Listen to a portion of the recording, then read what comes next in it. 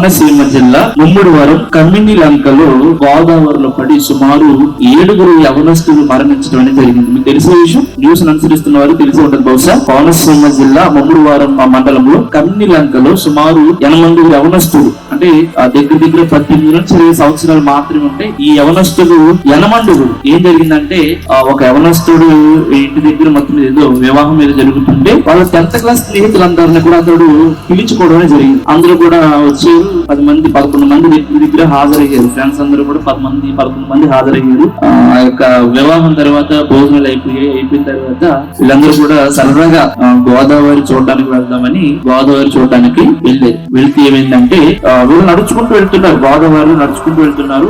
ఎంత లోపలికి వెళ్తున్నా గానీ మోకాలు దాకా వస్తుంది కదా అనుకున్నారు. ఎంత లోపలికి వెళ్తున్నా మోకాలు దాకా వస్తుంది కదా అని అలా ముందుకు వెళ్ళిపోతున్నారు. ఈలోగా ఏం జరిగిందంటే, ఇసుక తవ్వుతూ ఉంటాయి కదండి, కొన్ని చోట్ల పెద్ద పెద్ద దీవులు ఉంటాయి, సముద్రాల్లోనైనా గోదావరిలోనైనా సరే, వాటిని మనం నమ్మలేం. వీళ్ళు అలా వెళ్ళిపోతున్నప్పటికీ ఫస్ట్ వెళ్తున్నటువంటి అబ్బాయి ఆ గోతులో పడిపోయాడు అనమాట. సముద్రంలో ఉన్నటువంటి ఆ గొయ్యిలో దాంట్లో ఇది వెళ్ళిపోతే తర్వాత నెక్స్ట్ అబ్బాయి ఆయన కాపాడుతున్న నాకు వచ్చి అని చెప్పేసి వీడిని కూడా దూకింది. అలాగా సుమారు ఒక్కరిని రక్షించాలి, ఇంకొకరు రక్షించి సుమారు 8 మంది అందులో కొట్టుకుపోయారు. ఎంతమంది? 8 మంది కొట్టుకుపోయారు. ఇంకా 3 కొట్టు మీద ఉన్నారు. మొత్తం 11 మంది, 8 మంది కొట్టుకుపోయారు, ఇంకా 3 కొట్టు మీద ఉన్నారు. అయితే ఈ విషయం ఎందుకు చెప్తున్నానంటే, ఆ యొక్క మరణించిన వారిలో 2 పాస్టర్ అబ్బాయిలు ఉన్నారు. 2 పాస్టర్ అబ్బాయిలు ఉన్నారు. ఇద్దరు కూడా మరణించడం అనేది చాలా దారుణమైనటువంటి విషయం. ఒక అబ్బాయి పేరేమో క్రాంతి, ఆ అబ్బాయికి ఏమో 20 సంవత్సరాలు.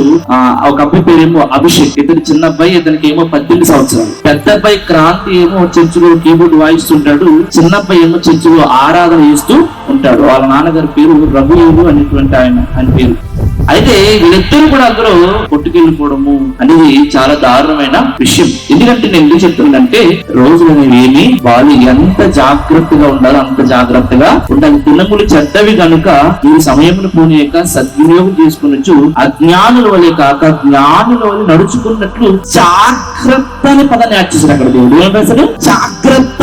నేను ఇంకొక విషయం చెప్తున్నాను, జరగాల్సింది జరిగింది, అది ఏంటో మనకి దేవుడు చెప్తే మనకు తెలియదు కానీ తప్పు పట్టలేం. కానీ ఒక విషయం ఏంటంటే, మనం గమనించాల్సిన విషయం ఏంటంటే, మన జాగ్రత్తలు మనం ఎప్పుడు కూడా ఉండాలి. అందుకే జాగ్రత్త అని అక్కడ. ఏ జాగ్రత్త అంటే అన్ని విషయాలు జాగ్రత్త. ప్రయాణాల విషయంలో జాగ్రత్తగా ఉండాలి, పనుల విషయంలో జాగ్రత్తగా ఉండాలి, అంటే కొన్ని విషయాలు కరెంటు విషయంలో జాగ్రత్తగా ఉండాలి. ఇలాంటి విషయాలన్నింటిలో కూడా మన జాగ్రత్త మనం చూసుకునే వారిగా మనము ఉండాలి. నిజానికి ఆ తండ్రి గారు వాళ్ళ నాన్నగారు విపరీతంగా బాధపడుతున్నారండి. ఎందుకంటే ఆయనకి మంచి సపోర్ట్ ఉండేవారు 2 పిల్లలు. ఒకటంటే కూడా అనుకోవచ్చు, 2 కూడా వెళ్ళిపోయారంటే తండ్రికి ఎంత కొడుకు కోతో మనం అర్థం చేసుకోవాలి.